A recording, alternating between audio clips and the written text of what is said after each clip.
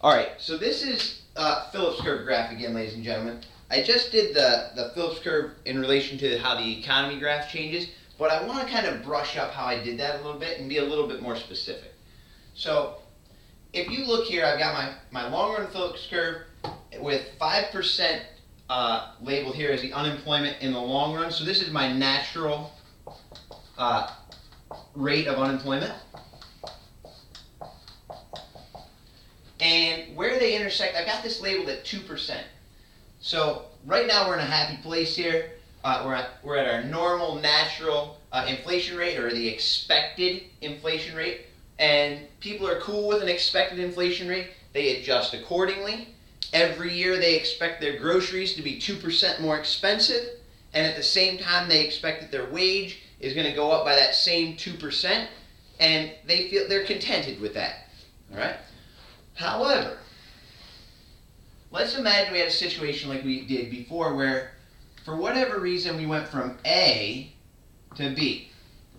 And so now, you notice that inflation is no longer at 2%, it is actually at 3%.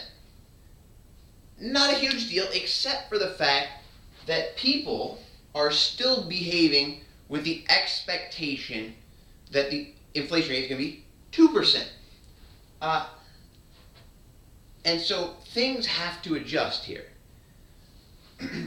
Remember, if your groceries go up by 3%, so let's say from $100 a year, if you're paying $100 a year in groceries, good luck. To $103, you need a salary that does the same and grows the same. If your salary only goes from 100 to 102, yikes, you can't afford the groceries. It's a real problem. So the expected inflation on B, on this whole curve, is 2%, but in reality, inflation is now 3%. What's going to happen over time? People are going to have to adjust to that new 3% inflation rate. In particular, it gets back to wages. Prices may adjust at the 3% level, but we need wages to catch up. So we need wages to get higher, towards 3%, so that people become used to a 3% inflation rate. And what happens is they will slowly get used to a 3% inflation rate, and you will see a new short-run Phillips curve here. Notice,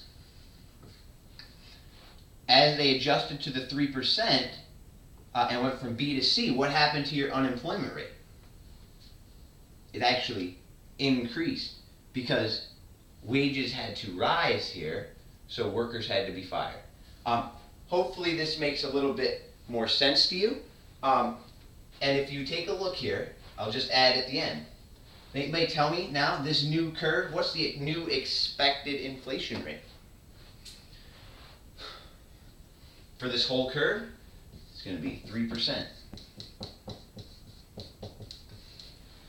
Again, if you have any questions, let me know. Best of luck with that review packet, review night tomorrow night.